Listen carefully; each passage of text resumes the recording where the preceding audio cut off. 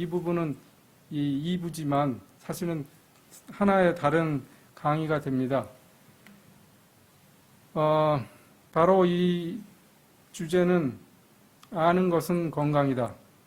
지식이 있어야 되고 지식이 우리의 건강을 좌지우지하는데 지극히 영향을 주는 건 여러분들 잘 아시죠? 그 이유는, 그 목적은 그냥 우리가 뭐 병리학자가 되려는 것도 아니고 병을 진단을 좀 잘해보려는 게 아니고 여러분들의 목적은 치료를 어떻게 하는지를 알고 싶으신 건 아니에요. 병을 어떻게 예방하느냐. 그럼 끝이에요.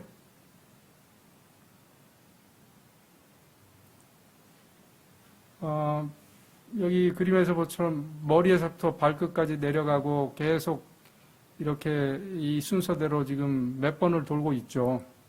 근데 이제 지금은 폐에 관해서 하고 있고, 그 다음에 오늘 할 부분은 바로 상기도염과 폐렴. 특히 요새 그 코비드 때문에 지극히 관심이 많은 상기도염에 대해서 총정리를 하고 넘어가도록 하겠습니다. 이제 오늘이 이제 폐에 대해서 마지막 강의이기 때문에 다시 한번 훑어보죠. 호흡기계라는 게 뭐예요? 호흡기계. 그러니까 호흡하는 시스템은 어디를 얘기하는 거죠? 대부분 사람들이 호흡기계 그러면 그냥 폐라고 말씀하시기가 쉬운데 사실은 코, 입, 그 다음에 뭐 이 후두, 인두, 그 다음에 기도, 그 다음에 기관지 다 우리 호흡기계에 속하죠.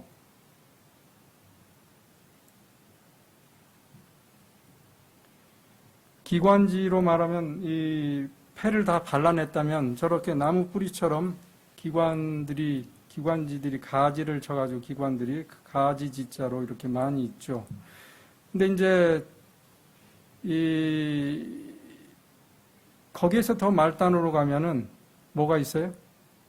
연대 아시는 허파과리, 폐포라고 하는 폐포. 그 다음에 이제 그 폐포를 둘러싸는 혈관이 있어요. 이 폐포를 여러분들이 잘 아셔야 돼요. 왜냐하면 여기에 이 우리 호흡의 최종 귀착되는 데가 여기니까. 여기서 호흡이 일어나는 거예요. 코 속에서 일어나는 게 아니고 여러분들은 호흡 그러면 환기만 생각하시죠. 숨 들이쉬고 내쉬고 이게 호흡이다. 그럼 숨이 들어가서 즉 산소가 들어가서 그 다음에 뭘 해야 되는 거예요. 그렇죠? 그게 바로 이제 폐포에서 일어나는 산소와 이산화탄소의 교환작용. 그러려면 뭐가 일어나대? 그 폐포 하나하나에 혈관이 잘 와야 되죠. 이 폐포를 그 해부학적, 조직학적으로 보면요. 1mm는 여러분들이 잘 아실 거예요. 어느 정도 크기인지. 그죠? 그 1mm를 생각하시면서 그 안에 폐포가, 포도알 같은 폐포가 4알이 들어간다 생각하시면, 아, 폐포라는 게 얼마나 작은가라는 걸 알 수 있어요. 왜 그렇게 작아야 하냐면, 그 폐포의 면적이 4억 개나 되는 면적을 다 펼치면 테니스장처럼 넓어지니까. 왜 그렇게 넓어야만 하는가? 대강 감을 잡으실 거예요. 테니스장만한 라디에이터하고 그냥 우리 폐가 그냥 폐 덜렁 주머니처럼 되어 있다고 해서 그걸 다 펼치면 이 테이블도 채 안 되겠죠. 이만한 라디에이터하고 두 개의 성능을 비교하면 어느 게 나았겠어요? 뭐 월등히 넓은 라디에이터가 빨리 데우고 빨리 식히고 하겠죠. 마찬가지입니다. 우리가 숨을 들이쉬고 내쉬는 거를 1초에 한 번씩 한다고 치면 들이쉬고 내쉬고 1초 들이쉬고 1초 내쉬고는 2초죠. 그러면 30번 숨을 쉬니까 좀 빠르죠. 1.5초로 갑시다. 그렇죠? 1.5초씩 들이쉬고 내쉬고. 그 1.5초 사이에 우리 전신의 피가 돌아가지고 산소와 이산화탄소를 내보내고 그게 일어나야 돼요. 순식간에. 그러면 얼마나 효과가 좋아야 되겠습니까? 그래서 폐의 기능은 단순히 그냥 이 환기만 하는 게 아니고 이 폐포 끝에서 혈관 안으로 산소가 잘 들어가고 이산화탄소가 잘 나와야 돼요. 그러려면 이 마이크로스코픽한 미세한 이 부분에서조차도 건강한 조직이 절대적으로 필요하겠죠. 그 다음에 물론 심장도 좋아서 혈액순환이 잘 일어나야 돼요. 폐 안에서. 그냥 뭐 말초 혈액순환이 안 되고 이런 것만 비단적으로 생각하실 게 아니고 폐 안에서도 혈액순환은 잘 일어나야 폐가 기능을 잘 할 수 있다는 거죠. 그 밖에 그걸 이제 우리는 그 호흡이라고 해요. 이 세 가지를 다 합해서. 근데 이제 그거 외에도 뭐 혈액이 이렇게 일렬로 통과하면서 여기 안에 있는 모든 불순물과 바이러스, 세균, 뭐 심지어는 그 공기방울 이런 게 주사로 들어가도요. 여기서 다 걸러내져요. 그렇죠? 네. 피떡 같은 것도 말할 것도 없고요. 그 다음에 몸의 산 염기 조절, 뭐 면역작용, 호르몬, 폐가 하는 일은 참 많죠. 그래서 우리가 폐에 대해서 처음에는 폐암부터 시작해서 지난달에는 그 만성 폐질환, 그 다음에 오늘은 상기도염인데 주로 뭐 그 편도선염 뭐 이런 것까지는 다 할 수 없고요. 그냥 이 상기도염, 감기, 독감, 뭐 코비드 그런 바이러스성 상기도염을 주로 해서 이 폐를 끝내도록 하려고 합니다. 상기도라는 게 뭘까요? 상기도. 윗상자를 쓰는데 상기도. 어디가 위고 어디가 아래. 그 기준은 바로 우리의 후두, 성대, 보컬 코드라고 하는 그 후두를 기준으로 그 아래는 하기도, 위는 상기도. 근데 뭐 하기도로 말은 안 쓰죠. 왜냐하면 기도만 있는 게 아니고 그 밑에는 이 기관지 기도도 있지만 기관도 있지만 폐가 있잖아요. 그래서 상기도에 염증이 생기면 상기도염, 기관지나 기관에 생기면 기관지염, 폐에 염증이 생기면 폐렴, 이렇게 대칭적으로 병을 부르고 있어요. 그래서 감기, 독감, 코비드는 다 원래는 그 바이러스들은 다 여기에 있다가 나가야 되는 원칙적으로 그런 바이러스들이. 그렇지만 이 코비드 같은 것들 중에 간혹 이 밑으로 내려가가지고 폐에 가서 폐렴을 일으키고 그걸로 인해서 사람의 생명까지 앗아가는 일이 생기기 시작했을 때 사람들은, 과학자들은 그런 병을 SARS라고 불렀어요. severe, 아주 그냥 중해요. acute, 갑자기 와요. 서서히 오는 게 아니라 어느 날 갑자기. respiratory syndrome, 그러니까 갑자기 폐가 망가져서 죽는 그런 폐렴. 그 폐렴은 바이러스, 박테리아가 아니고 바이러스에 의한 폐렴. 거기에 관련된 코비드 박테리, 아니, 그러니까 코로나 바이러스, 그죠?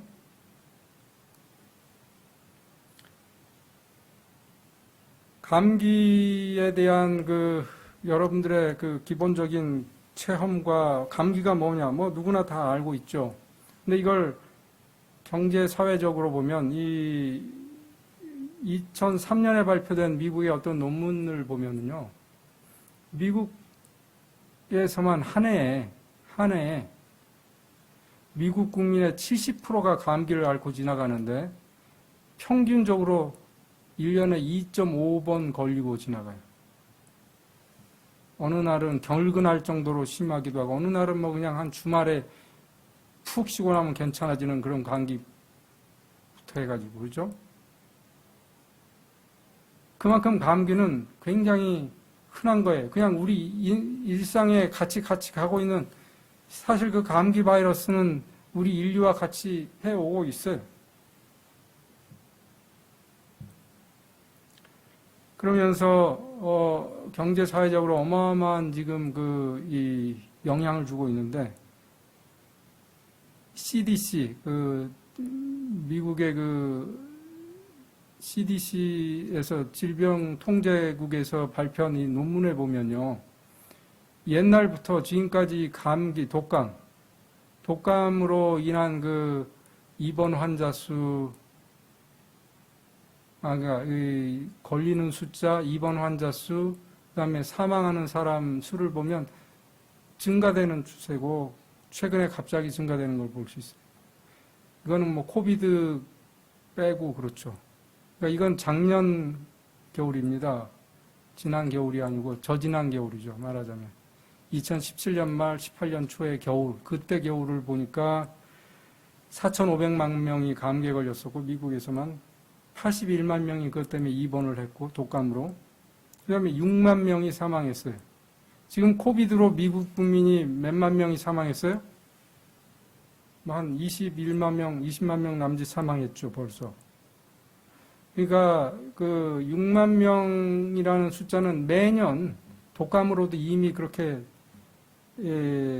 사람들이 죽고 있는데, 이 그 어떤 제약 잡지에 보면은 2014년도에 발표된 걸 보면 그렇게 사망하는 경우에는 100% 폐렴으로 사망하는 거예요. 그 독감이고 감기가 여기 상기도에서 끝나야 될 게 폐까지 갔을 때 사람이 위험해지는 거예요. 코비드도 마찬가지입니다. 근데 대부분은 65세 이상이더라. 즉 노약자. 그렇죠? 그래서 독감은 사실 아시다시피 매년 백신을 개발해서 이 세계적으로 그 해 유행할 것 같은 인플루엔자를 한 3개 내지 4개를 찾아내요. 그래가지고 일기예보 하듯이. 그래가지고 그걸 조합해가지고 독감 백신을 만들어서 10월 초부터 대부분 디스트리뷰트 하죠. 근데 그 백신의 효과가 얼마나 되는가? 한 반 정도밖에 안 돼요. 반. 그러니까 2명이 맞으면 1명은 백신 덕에 안 걸리고 1명은 여전히 독감에 걸려요. 그럼에도 불구하고 우리는 의사도 그렇고 계속 접종을 권유하고 있어요. 왜 그럴까요? 그거밖에는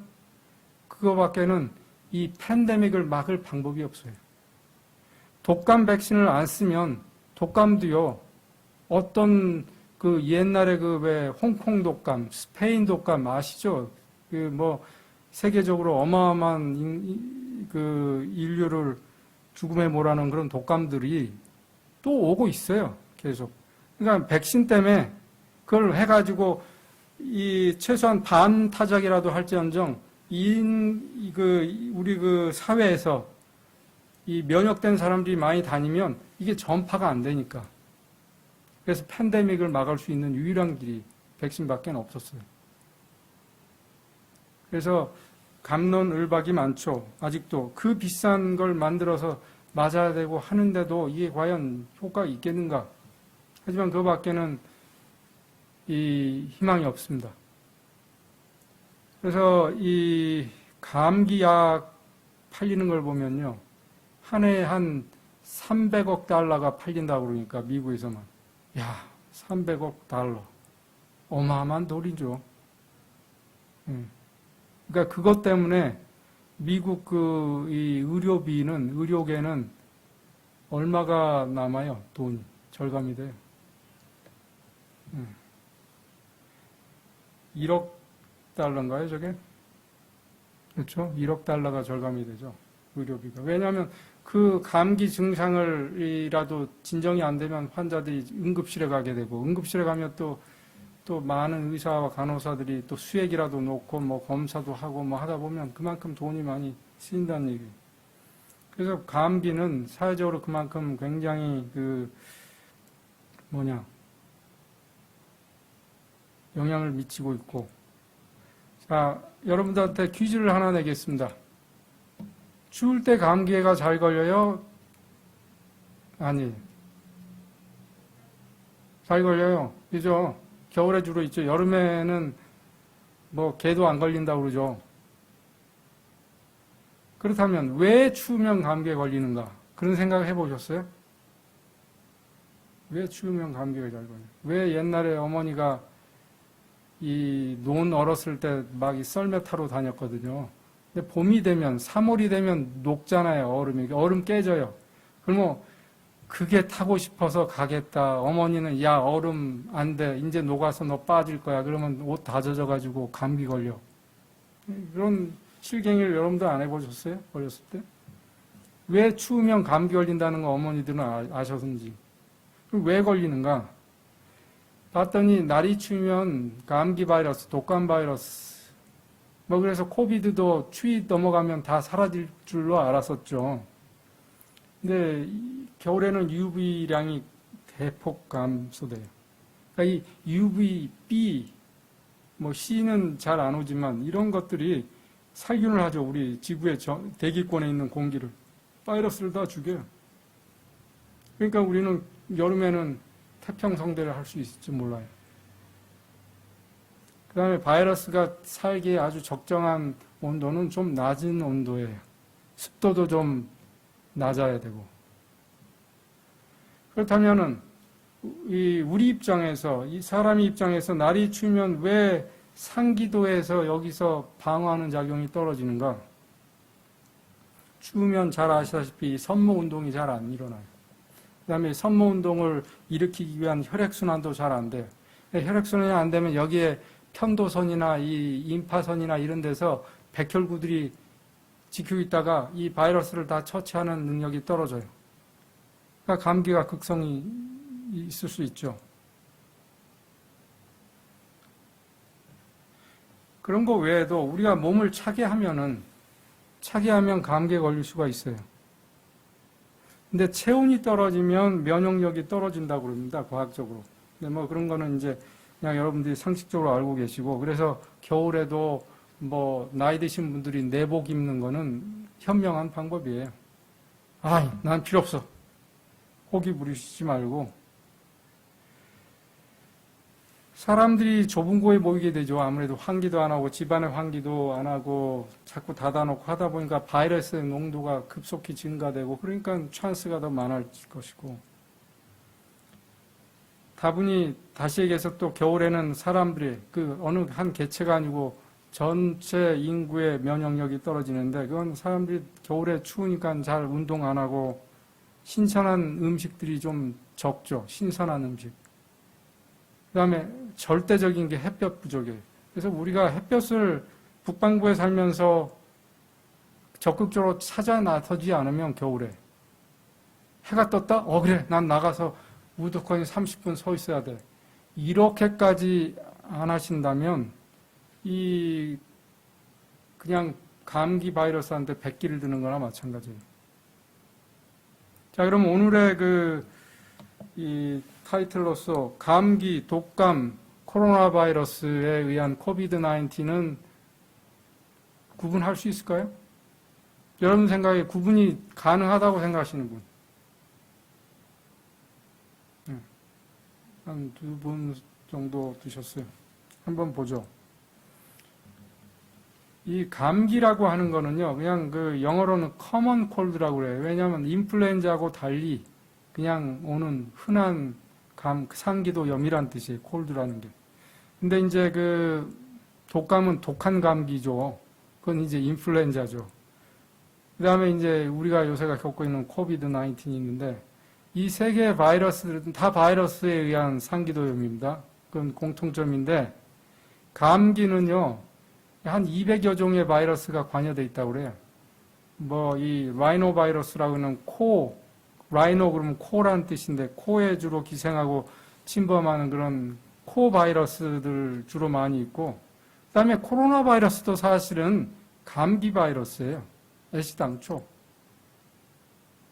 아주 생소한 바이러스가 아니에요. 그 다음에 인플루엔자, 독감은 인플루엔자 바이러스가 있고요. 그 다음에 이제 코비드-19는 코로나 바이러스 아시다시피, 그죠?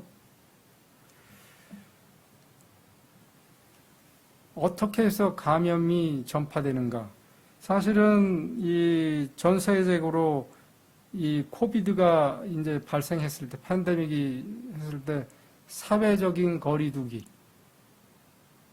마스크는 누구도 주창 안 했어요. 제가 왜 그러냐고 아무리 따져도, 아무리 주변의 의사들하고 얘기해도, 무슨 마스크? 거리만 두면 되지. 사실은요, 거기가 왜 그렇게 해서 왔냐면요, 이 독감이 독감이 주로 매개물을 통해서 왔다는 것을 알고 있었어요. 그러니까 매개물이란 건 뭐냐면 문 손잡이, 지폐 같은 것까지, 동전이나 뭐 이런 거. 그 독감에 걸린 환자가 자기 독감 바이러스가 손에 묻어 있는데 그걸 지폐를 만져서 누구한테 줘요. 그럼 그 상징 점원이 지폐를 받아요. 그리고 자기가 무심코 또 코를 이렇게 눈을 비비거나 코를 만지거나 얼굴, 입주위를 만져요. 그럼 독감에 걸려요.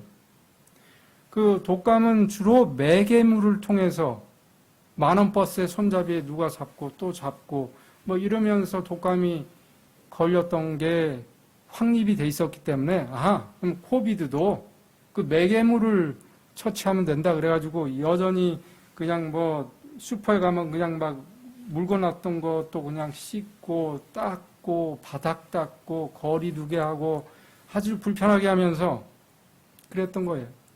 몇 달을 그러면서 보니까 아니 코비드는 포말에 의해서 즉 우리가 숨 내쉬고 들이쉬고 또는 재치기를 기침하면서 나오는 이 드롭렛이라고 하는 작은 미세한 포말 수증기 같은 그런 그 포말에 의해서 바이러스가 실려서 떠다니다가 또 호흡으로 들어가고 그러는 거였던 거예요. 주로 뭐 이게 매개물을 통하지는 않는다는 건 아니죠. 그런 의미에서 독감과 코비드가 아주 달라요. 감기 중에 또 코로나 바이러스에 의해서 생기는 감기가 있기 때문에 감기는 주로 이제 감기 환자 특징은 콧물이 많이 나오고 그러면서 이 콧물이 묻는 것으로 그냥 어디를 또 만지고 하면서 그게 직접 접촉돼서 감염이 되는 경우가 많더라 이겁니다. 그러니까 이 세 개가 약간의 미세한 차이가 있어요. 그렇다고 해서 다른 경로는 전혀 아니다. 이건 전혀 아닙니다. 아셨어요? 그 다음에 전염력을 보면 감기는 주로 전염력이 좀 낮은 쪽에 그 다음에 감기의 그 전염은 언제 일어나냐면 증상이 있고 그 감염된 다음에 한 이틀이 지난 다음에 근데 증상은 대개 언제 일어나요? 반나절 지나면서 감기균이 들어오면 바이러스 들어오면 증상이나 재치기가 그러면 걸렸구나 생각하면 뭐예요? 에이 재미없어. 콘택 600 선전 생각 안 나요? 판콜 A 뭐 우리 하여간 그런 그 반나절이 되면서 바로 이제 그런 증상이 일어나고 그렇게 증상이 일어나고 난 다음에 주로 이제 전염이 일어나는 거죠. 그러니까 이틀 있다가 하니까. 그러니까 증상이 있고, 내가 걸렸구나, 조심해야 되겠구나, 가족 중에 누가 걸렸구나, 우리 조심하자 하니까 감기는 전염을 억제할 수가 있어요, 쉽게. 반면에 이 코비드는 증상이 있기 전부터 바이러스를 뿌리고 다녀요. 코로나 바이러스가 나한테 들어왔어요. 그래서 애들이 증폭을 해가지고 막 내 숨 쉴 때 나가요. 근데 나는 아무렇지도 않아요. 그래서 나도 모르게 주변 사람들한테 뿌리고 다니고 있는 거예요. 이게 큰 어마어마한 그 중요한 컨셉이고 우리가 이걸 어떻게 해결해야 되느냐, 이 팬데믹을. 여기에 키가 있는 거예요. 그래서 증상 있기 전부터 스프레드 된다. 이 중간에 해당하는 게 독감이에요. 독감은 여기서 보시다시피 그 증상은 하루 정도 있다 오는데 그 있기 전 반나절부터 독감 바이러스가 다시 나오기 시작해요. 그래서 이 독감은 어쩌면 감기와 코비드의 중간에 해당하는지도 몰라요. 전염력의 전파 경로나 이런 걸 보면. 마지막으로 이 증상은요. 사실은 대동소이합니다. 굳이 그냥 이렇게 이 전형적인 증상으로 따지자면 감기는 코감기라는 말이 있듯이 콧물이 주로 나오고 재치기가 나오고 뭐 그런 게 미열이 있고 그게 이제 특징적인 걸 따지면 독감은 콧물이 나고 그런 걸 떠나서 열이 나고 몸살이 난 거지 근육통이 있고 춥고 갑자기 막 이불 뒤집어 써야 되고 남은 안 추운데 나 혼자 춥고 이런 증상부터 시작이 돼요. 그러니까 약간의 차이는 있어요. 그렇죠? 그렇다면 코비드는 어떤가? 코비드는 지금까지 몇 달 동안에 걸린 사람들의 그 설문조사로 통계를 보니까 가장 많은 게 고열이에요. 걸렸을 때 막 열이 나요. 춥고 떨리면서 열이 나요. 그 다음에 기침이 자꾸 일어나요. 기침. 마른 기침. 자, 이런 아주 세 개가 이 전형적으로 다른 패턴을 보이는가 하면 사실은 다 똑같아요. 심지어는 코비드 예를 들면 증상이 하나도 없이 모르고 지나간 사람도 있는가 하면 어떤 사람은 설사하는 코비드 환자도 있었고요. 설사만. 어떤 환자는 그냥 열만 나고 끝나는 사람도 있었고 어떤 사람은 몸살 아파가지고 그냥 끙끙 며칠 앓은 코비드 환자들도 많아요. 마치 이 그 독감처럼.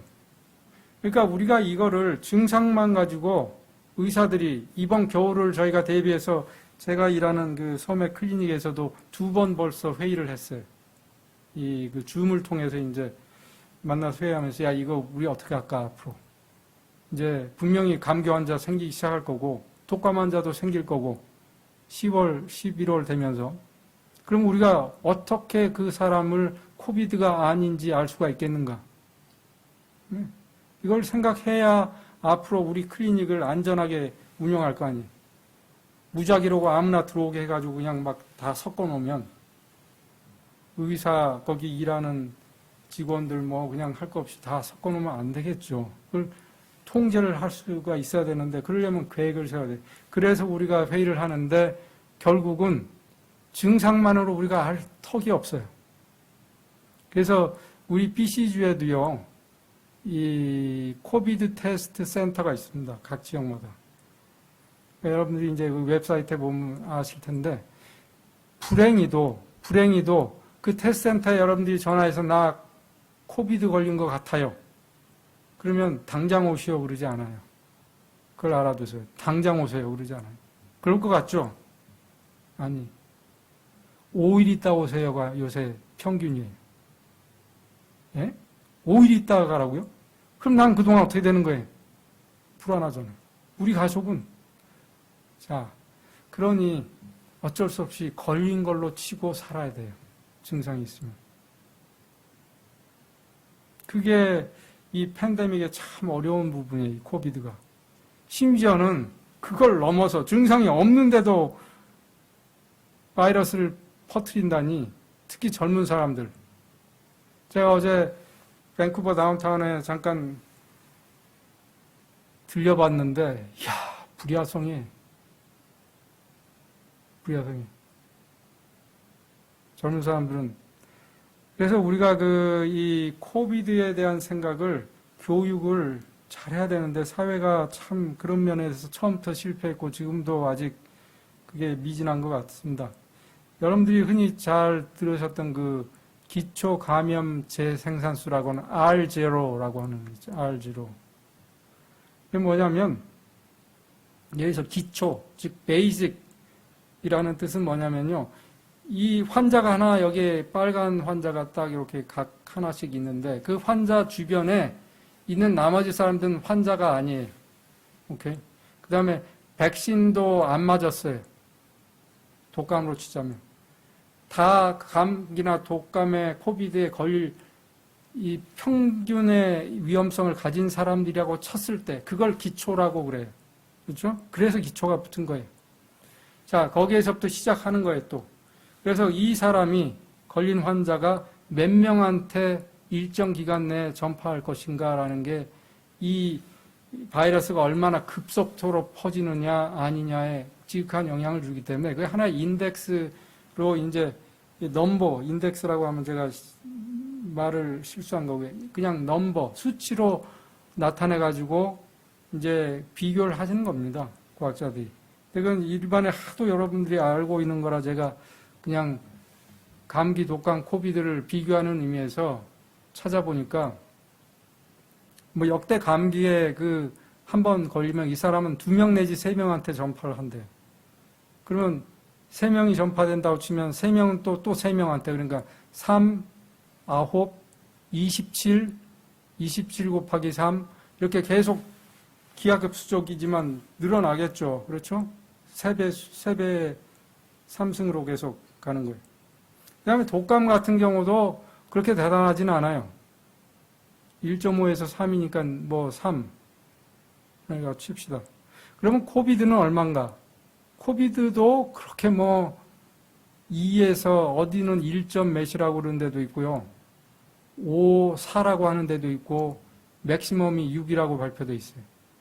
그러니까 이것도 6이라고 난 볼 수는 없고 한 3, 4 뭐 이렇게 될 거라고 봐요. 평균. 그렇다면 3이나 3, 4나 뭐 큰 차이는 없는 것 같아요. 사르스나 멀스가 잠깐 왔다 간 이유는 이런 전파력이 낮았기 때문에, 그리고 워낙 한번 오면 심하게 와서 걸린 사람들이 그냥 몸져 누우니까 남한테 옮겨줄 찬스도 없었죠. 그래서 전파력은 굉장히 낮죠. 여기서 보다시피. 자, 그래서 오늘의 그 타픽의 결론은 그렇습니다. 바이러스성 상기도염은 인류 역사상 같이 해왔고, 아까 그 CDC의 그 그래프를 잠깐 보더라도 꾸준히 증가하고 있고, 어느 때는 막 이렇게 스텝와이즈하게 가파르게 막 툭툭 뛰는, 줄어들지는 않아요. 막 이렇게 올라가요. 그러니까 상기도염을 걸리는 바이러스는 계속 우리를 앞으로 이 팬데믹이 지나가도, 그래서 사회적 경제적인 어마어마한 부담을 줄 것이다. 그렇다면 증상으로 이것들을 구분할 수 있을 것인가? 아주 그냥 전형적인 케이스는 구분이 될지 모르지만 아무도 증상으로 구분할 수는 없다. 뭐 그겁니다. 오늘의 두 번째 단어는, 그렇다면 과연 현재 코비드의 팬데믹을 해결하는 해결책으로 백신을 올인하고 있죠. 지금 전 세계적으로. 과학자들이나 정치인들이나 올인하고 있고, 국민들은 여기에 목을 걸고 있어요. 언제 나오느냐? 이게 나와야 이제 끝나는데. 이게 현 주소와 문제점을 제가 일목요연하게 정리를 했습니다. 성공 여부, 성공할 것인가. 이 코비드 백신 개발부터 지금 갈등 대립이 세계적으로 일어나고 있고, 과연 이게 제대로 급조돼가지고 안정성이 있을 것인가. 그 다음에 이게 개발됐을 때, 그때는 어떻게, 누군 맞을 거고, 누군 차례도 안 올 거예요. 예. 자, 이걸 한번 따져보도록 합시다. 그 예방접종이라는 게 집단 면역을 만들어가지고요. 주변에 면역에 걸린 사람이 이렇게 박혀 있으면요. 그 사람한테, 3명한테 내가 환자라고 치고 전파를 해야 되는데, 내 주변에 3명 있는데 하필이면 그 중에 2명 정도가 면역이 이미 생겨 있으면요. 1명한테밖에 못 줘요. 기껏 해봤자. 그럼 그 1명도 또 3명한테 줄 수 있는데도 또 못 주고, 그러다 보면 그냥 사라지겠죠. 그래서 면역이라는 건 인구 안에 면역, 그러니까 집단 면역이라는 거는 면역을 가진 그런 이 사람들을 인위적으로 양성하자는 게 예방접종의 목적입니다. 그게 팬데믹을 해결할 수 있는 유일한 이론적인 방법이에요. 현재까지 과학적인 방법인데, 그 예방약이, 예방 백신이 성공하려면 일단 효과가 있어야 되고, 효과라는 건 뭐예요? 맞는 얘기는 항체를 만들어내는 거거든요. 이 우리 면역 시스템을 자극해가지고 힌트를 주는 거예요. 아, 이렇게 생긴 바이러스가 요새 도니까 너 요거 한번 잘 기억했다가 그게 직접 들어오면 그놈 바로 처단해. 라고 미리 예행 연습 시켜주는 게 예방접종이에요. 그러면 이제 항체를 우리 몸은 만들었다가, 똑같은 놈이 왔어? 바로 공격해요. 그렇기 때문에 항체가 만들어지느냐 안 만들느냐가 성공이 아니고, 그 만들어진 항체가 얼마나 가느냐가 문제예요. 근데 여기에 대해서는 지금 코비드 백신 만드는 데에서도 아직도 아무도 장담을 못해요. 항체가 만들어진다는 것까지는 확인했어요. 또 반대로 이 병원체 입장에서, 바이러스 입장에서 이놈이 자꾸 모양을 바꾸면, 즉 변이가 일어나면 항체 실컷 이 현상 몽따주를 딱 만들어가지고 형사들은 딱 보여줬는데 범인이 얼굴을 바꿔버리면 꽝이에요. 꽝이에요. 예. 그래서 이 두 가지가 큰 이 관건이죠, 성공에. 그 밖에 이제 뭐 그걸 맞았는데 부작용으로 사람이 사망할 수 있다. 그럼 누가 맞겠어요? 안 되죠. 기껏해봤자 뭐 아프고 붓고 여기까지는 우리가 액셉트 하자 이거예요. 하루쯤 몸살 난 것 같고 그것까지는 액셉트 하자 이거예요. 가격이 뭐 예를 들면 500불이다. 누가 맞을 수 있겠어요? 하다못해 50불이다 하더라도 누가 선뜻 맞을 수가 있겠어요? 자, 이런 여러 가지 팩터가 있습니다. 그래서 현재 코비드에 개발하고 있는 백신이 과연 코비드 팬데믹을 종식시킬 것인가? 이 백신이. 여러분들 어떻게 생각하세요? 종식시킬 것 같아요? 백신이 개발되면? 지금 세계적으로 한 120개 백신을 만드는 프로젝트가 진행되고 있고 거기에는 천문학적인 돈이 들어가고 있어요. 근데 이 논문 거기서 이 하는 걸 다 보고 이 포맷이나 이런 걸 찾아보면 12개만이 살아남을 거라고 봐요. 그런데 120개는 왜 하고 있는 거예요? 여러분들 왜 하고 있을 것 같아요?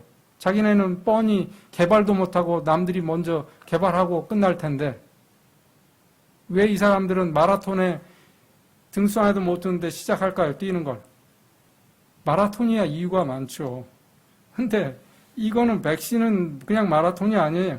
어마어마한 돈이 들어가는 걸 왜 이 사람들은 시작했고 지금도 하고 있을까요? 이런 걸 여러분들이 생각해 보셔야죠. 그 이유는 돈이 돈을 만들기 때문에 그래요. 가만히 있으면 그 제약회사는 그냥 잠수가 돼요. 가만히 있으면 경쟁에 뒤지는 거예요. 뛰어야 돼요. 그래야지 돈이 모아요. 우리도 백신 개발한다.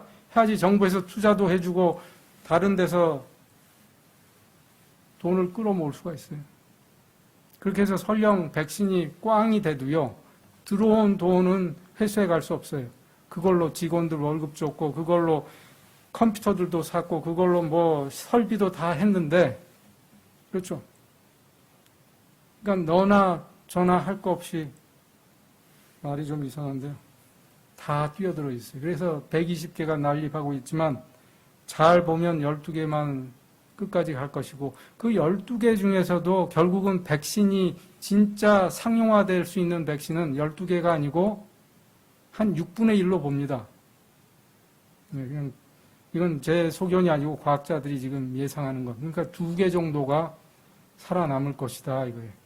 백신에 끝까지 성공해서 시판도 되고 직접 인체 막 대량 지금 이 플루 백신 하듯이 할 수 있는 게 한 2개 정도 될지 모른다 이렇게 예상해요. 그러니까 이렇게 보면 사실은 여러분들 생각은 좀 다르죠. 그냥 뭐 만들어내면 그냥 다 되는 것 같은데 그건 아니잖아. 더 나아가서 과학적으로 백신이 이번 만드는 거는 그동안 노하우가 많이 사르스나 그전에 멀스나 이때부터 코로나 바이러스가 자꾸 인간을 침입하니까 거기에 대한 백신을 만들어야 된다고 하고 있고 그게 또 우한에 그 백신 연구소가 있었어요. 그렇죠? 그러니까 어쨌든 그런 포맷이 있었기 때문에 이번에 만드는 거는 좀 더 많은 그 설령 변종이 일어나도 변종 안 일어나는 부분에 있는 그 RNA, 그 유전자 코드를 인조로 만들어 가지고 그거를 투입하자는 게 이 사람들의 낙관적인 그래서 효과가 있을 것이라고 보는 거고 비관적인 견해에서는 그래봤자 코로나 바이러스고 우리 인류의 역사상 지금 수천 년을 같이 해왔던 감기가 언제 항체가 생긴 적이 있느냐? 감기 항체는 생긴 적이 없어요. 면역이 생긴 적이 없어요. 감기는 너무나도 다른 얼굴로 매번 한겨울에도 수십 번 바뀌니까 뭐 제가 말씀 수십 번은 진짜 수십 번이 아니라 어쩜 100번을 바뀔지도 모르고 그냥 계속 바뀌니까 그러니까 이건 뭐 여기에 대한 감기 바이러스 즉 코로나 바이러스에 의한 백신은 애시당초 집단 면역까지 만들 수는 없을 것이라고 극단적으로 보는 비관자들도 많아요.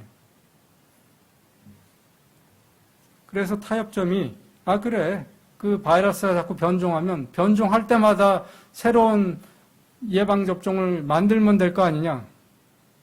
예를 들면 3개월에 한 번씩 변종을 한다고 치면 3개월마다 한 대씩 계속 맞으면 될 거 아니냐 그래요. 플루 같은 경우가 매년 맞잖아요. 다른 예방약으로. 그죠? 작년 썼던 플루 예방약을 지금 못 씁니다. 쓸 필요가 없어요. 전혀 효과가 없을 테니까.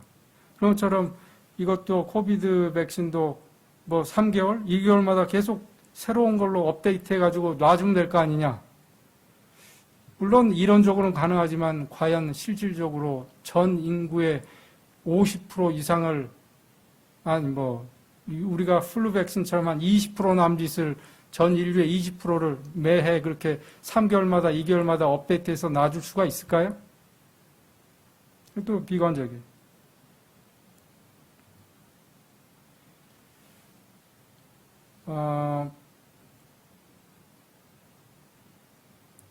문제는 우리가 이거를 길게 봐야 돼요. 길게. 코비드 하나 있다고 그만 볼 게 아니고 여러분들도 그래요. 코비드 이거 끝나기만 하면 뭐 갑자기 세상이 달라질 것 같아요? 아니에요. 코비드 다음에 또 뭐가 올지 몰라요. 그래서 근본적인 해결책을 생각을 안 할 수가 없습니다. 그 백신의 현 주소가 어디 있냐 하면은 전 세계적으로 지금 중국의 6개인가요? 그런 제약회사에서 개발하고 있고 상당히 앞서가 있죠. 미국의 하나, 뭐 여러 나라에서 다 이렇게 하고 있고 이 중에 한 9개가 현재 9월 초로 보면 9개가 임상 3단계에 가 있다고 그래요. 지금 여기는 몇 개 아니지만 9개가. 그런데 옛날에 그 플루 백신이나 이런 다른 백신을 보면 그 3차 실험까지 성공한 거에 6분의 1만 결국은 시판할 수 있는 데까지 가더라고요. 6분의 1. 그럼 9개가 지금 현재가 있고 저기 나와 있는 게 다 간다 하더라도 6분의 1만 시판한다면 그래서 제가 얘기하는 게 한 2개가 되지 않을까. 제가 얘기하는 게 아니라 과학자들이 2개 정도가 결국은 이 끝까지 성공 시판할 수 상품화까지 가지 않을까라고 예상을 하고 있는 거예요. 그렇다면 백신이 지금 개발도 되기도 전에 다 나오기도 전에 전 세계는 야단입니다. 야단. 제가 이제 이 팬데믹을 겪으면서 가만히 이렇게 명상을 해보면 요새는 지구가 아비규환이라는 말이 자꾸 생각이 나요. 어떤 사람이 꿈에 지옥을 가봤어요.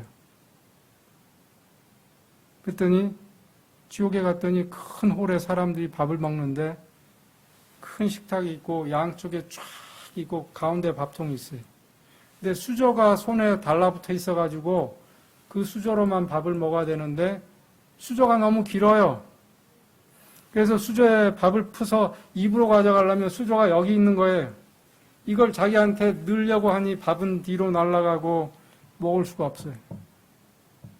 제가 이걸 여러분한테 상상으로 설명을 하기보다는 그림을 보여드리고 싶어서 어제 저희 딸한테 그림 좀 그려줘. 그래서 우리 딸이 지금 미국에서 피난 와 있거든요. 이걸 그려줬어요. 뭐 그런 아비규환. 제가 볼 때는 이 코비드 때문에도 아니고 코비드에서 시작된 이 사회적인 혼란과 또 이 점입가경식으로 백신과 관련돼서 전 세계가 정치적으로 이 지오폴리틱스라고 하는 그런 뭐 국가 간의 그런 알력과 대립이 미국은 전 세계에서 가장 크고 부유한 나라죠. 강대국이죠. 그 미국이 선언하기를 우리는 우리만 신경 쓸 거야. 우리만 신경 쓸 거야. 우리가 만들어서 우리가 돈이 있으니까 우리가 사가지고 우리가 성공하면 좋고 중국이 세든 어디 하든 다 사가지고 우리가 돈 많으니까 더 준다고 그러면 될 거 아니에요. 다 사가지고 우리 국민한테만 쓸 거야. 워싱턴에서 선언을 했어요, 이미. 이런 선언을 안 하더라도 그렇게 될 거라는 게 우려가 됐는데 선언까지 한 이상에 갑자기 미국이 옛날처럼 사가지고 아프리카에 가다가 놔주고 이럴 것 같아요?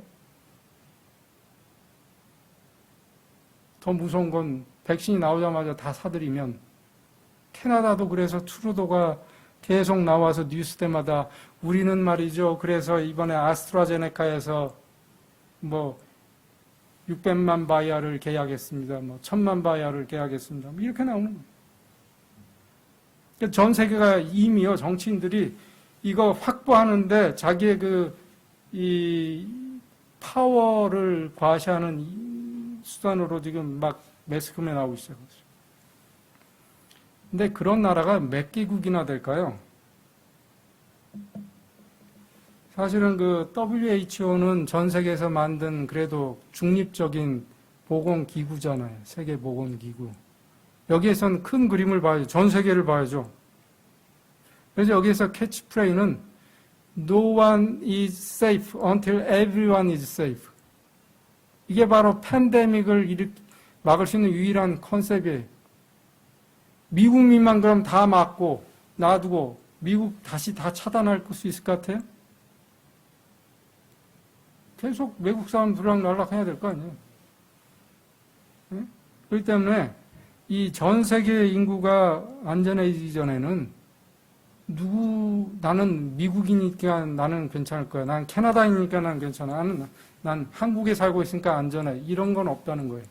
그런 캐치프레이 하에 WHO에서는 각 오르가나이제이션들을 모아가지고 우리가 75개국은 전 세계적으로 자기네 나라 예산으로 자기 나라 국민들한테 줄 백신을 할 수 있다고 얘기하는 나라고 그거보다 더 많은 90개국은 전혀 백신 살 돈 하나도 없는 나라들이에요. 그러니까 이런 나라들까지 줘야 되는 거예요. 줘야 되는 거예요.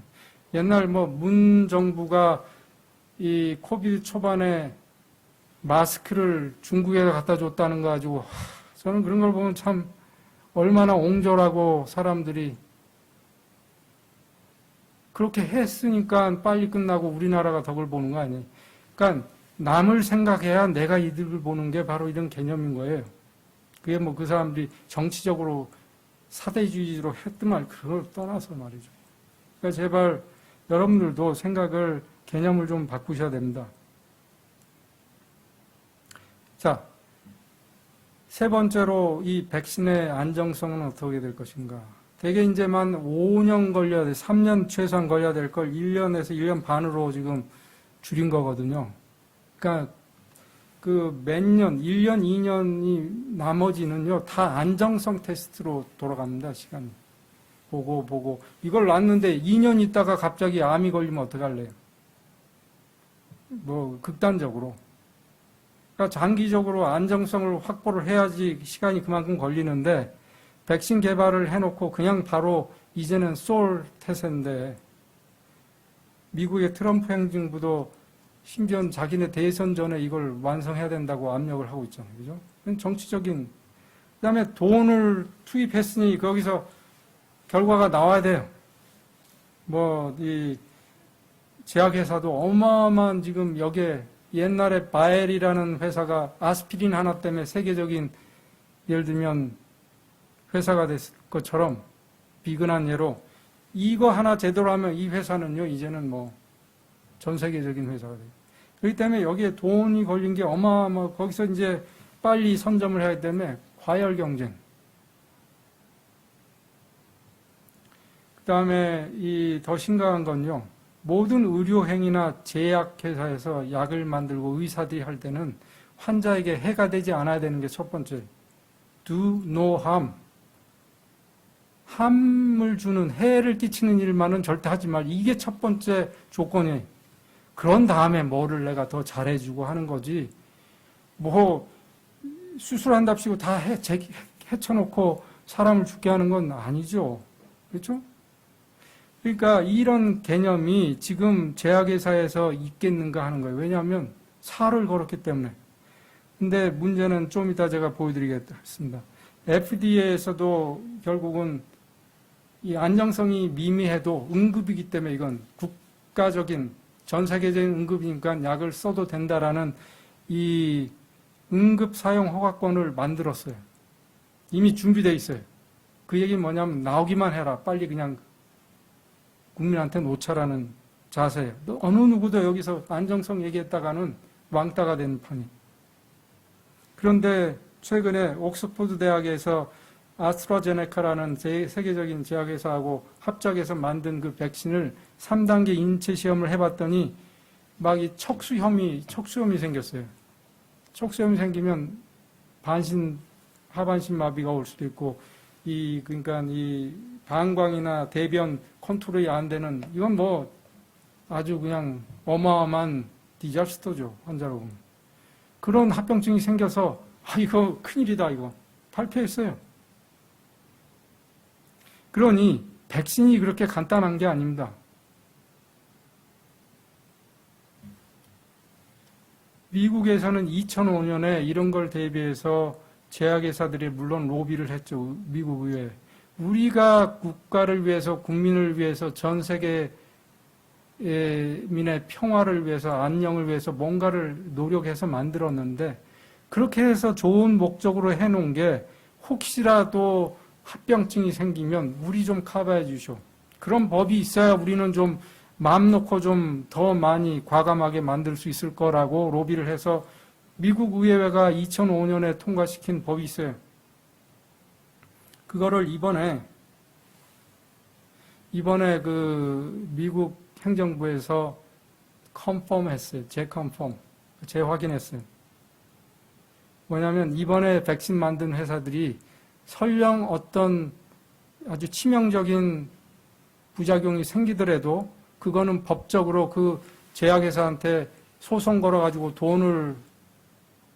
보상금을 받는다든지 뭐 어떤 법적인 이 면책권을 준 거예요.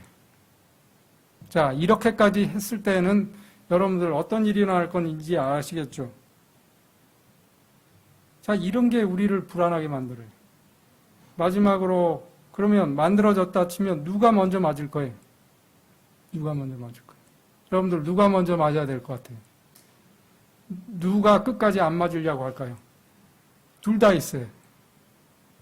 첫째는 대개 이제 플루 같은 거는 뭐 20억 바이알 같은 게 한 해에 만들어져야 된대요. 최소한 20억 바이알. 그러니까 한 회에 쏠 수 있는 그 바이알이 있죠.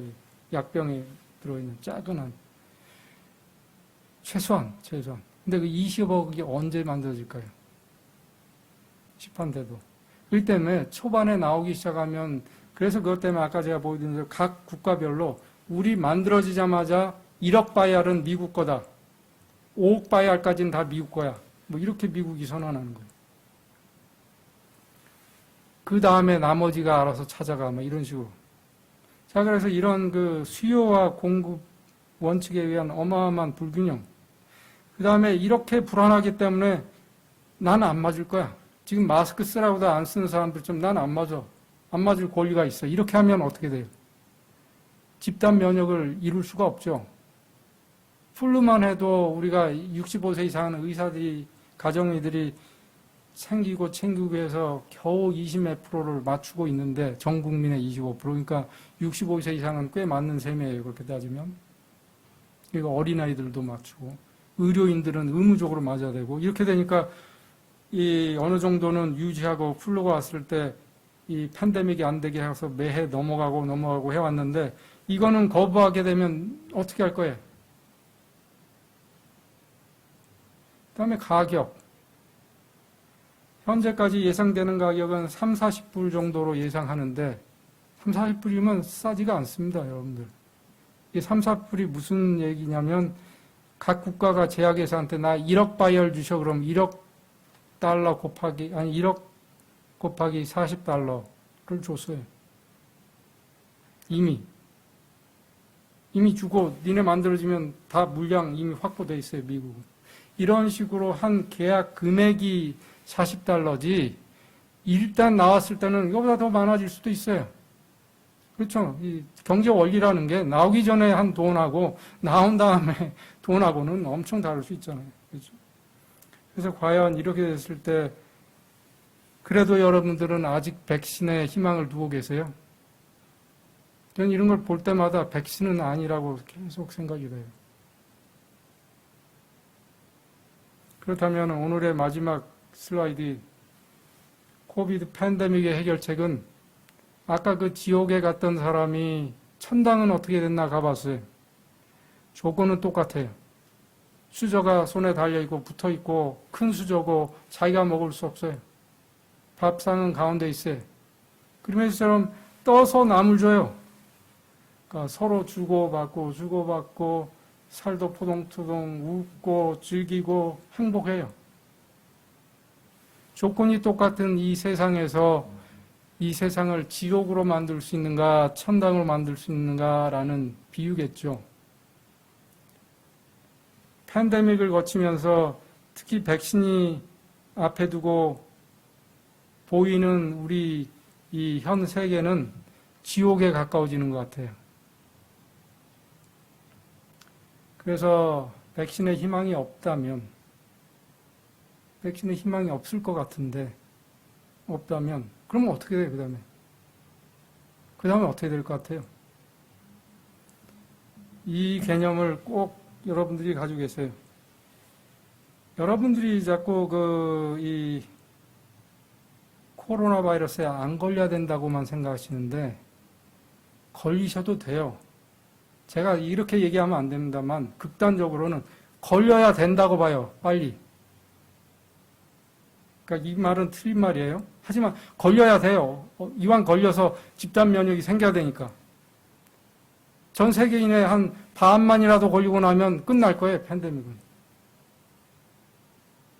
그러면 누가 걸려야 돼요? 우리 부모님이 걸려야 돼요? 내가 걸려야 돼요? 내가 걸려야죠. 저희 어머님 대신해서 내가 걸릴 수 있으면 내가 걸려야죠. 왜요? 저는 안전하니까. 비교적. 그런 마음가짐, 이거를 이 감염병이 올 때마다 사람들은 나는 살아야 되지 하면서도 나만 살면 안 돼. 아까 얘기했듯이 no one is safe when everybody is not safe. Until everybody is not safe, everybody is safe. 그런 아까 캐치프레이즈처럼 더불어 사는 거기 때문에 그런 개념이 있지 않게는 절대 팬데믹은 패스될 수가 없어요.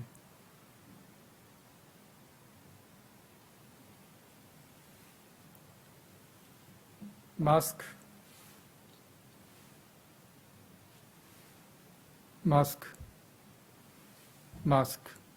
마스크는 나를 보호하려고 쓰는 게 아니에요. 남을 보호하기 위해서 쓰는 거예요. 이 개념만 국민들한테 세뇌를 시켰더라면 팬데믹은 이미 끝났어요. 사회적 거리두기도 그렇게 할 필요가 없었어요. 처음부터. 근데 이 개념이 안 돼요.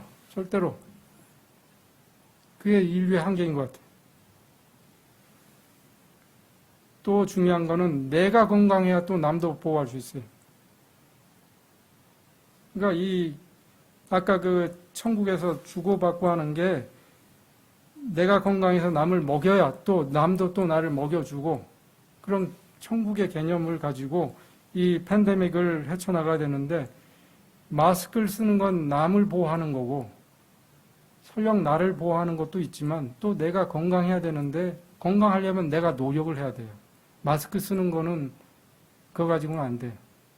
그러니까 사람들이 소극적으로 이것만 어떻게 모면해 보려고 자꾸 불안해하면서 뭐 없나 구글에서 찾고 카톡으로 주고받고 하는데 이거는 다 필요 없어요. 이런 개념이 중요하단 말이에요. 마치 마스크가 꼭 전파하는 것, 막는 것도 있지만 또 자기도 보호하죠. 얼굴을 못 만지게 하는 그런 의미도 있다는 거. 그래서 코비드는 안 걸리는 것도 중요하지만 어쩌면 빨리 걸려야 끝날 수 있는지도 모르는, 만약 백신이 아니라면 백신 다음에는 그거밖에 없어요. 다 걸려서 끝내는 수밖에 없어요. 그렇다면은 걸리되 어떻게 걸려야 돼요? 감기로 걸리고 말아야죠. 폐렴까지 되면 안 되잖아요. 그러니까 여기에 중요한 게 있는 거예요. 내가 안 걸리려고 노력하려고 하지 말고 까짓 거 걸릴 수 있으면 어쩔 수 없지.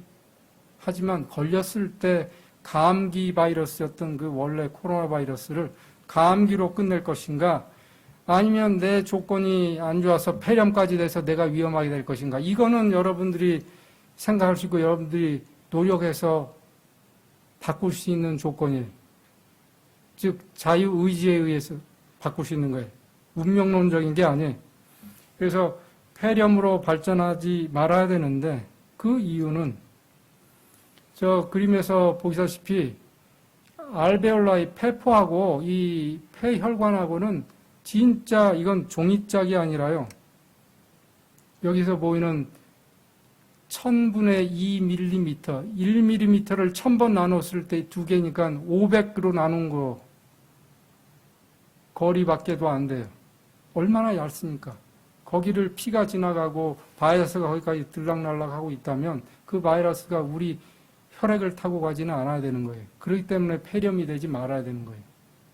그러니까 상기도염은, 감기는 상기도염으로 끝내야 되는 거예요. 그래야지 폐렴이 걸리고 폐혈증이 되고 사망하는 일이 안 생기면 되잖아요.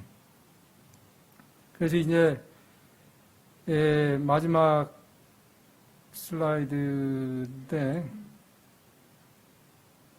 그러니까 즉 바이러스 그 코비드에 걸려가지고 폐렴이 오는 거를 이제 SARS라고 그러죠. 이게 SARS2죠. 그럼 이게 바로 두 번째 오는 SARS니까.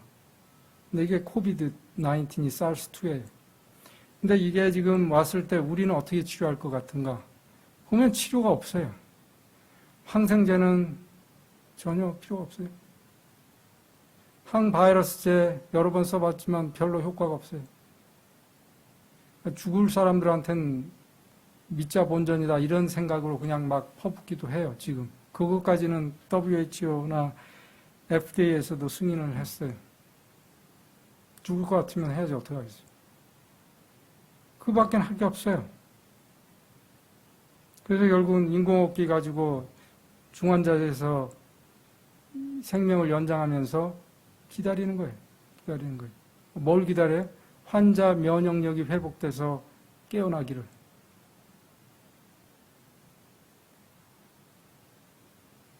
그러니까 우리가 폐렴까지 되는 거는 기필코 막아야 됩니다. 왜냐하면 폐렴이 됐을 때는 사망률이 40%가 넘을 거예요. 여기 그냥 논문 두 개가 있는데, 자 그럼 아까 그게 마지막 슬라이드인지 한 두 장 더 남았군요. 어떻게 폐렴을 예방할 것인가? 이걸 이제 여러분들이 기억하십니다. 제가 지난번에도 계속 코비드 나올 때 3월 달부터 강조한 게 마스크 쓰자, 마스크 쓰자.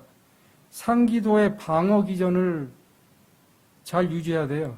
그러니까 이 실리아, 섬모 운동이 잘 되면 상기도염이 하기도로 내려가지를 못해요. 계속 얘네들이 청소해 주니까 우리 몸이 가지고 있는 방어 기전을 잘 이용해야 돼요. 근데 이게 안 되는 경우는 뭐냐면 첫 번째는 드라이한 거예요. 말라 비틀어지면 이 섬모가 다 누워요. 슉 누워가지고 일을 못해요. 첫째, 드라이한 거. 그래서 물 많이 마시고, 감기 땐 물 많이 마시라는 게 왜 그래요? 바로 이거예요. 물을 많이 마셔가지고 뭐 해요? 바이러스 농도를 희석시켜요? 그게 아니에요. 물 많이 마셔서 목이 좀 덜 아프게 해줘요? 그게 아니에요. 바로 이 섬모 운동을 회복시키는 거예요. 그러니까 그런 게 여러분들한테 절대적으로 필요한 지식이죠. 그래서 물을 많이 마시자. 그 다음에 마스크는 왜 써요? 마스크를 써가지고 이 안에 그 습도를 유지시켜 주는 거죠.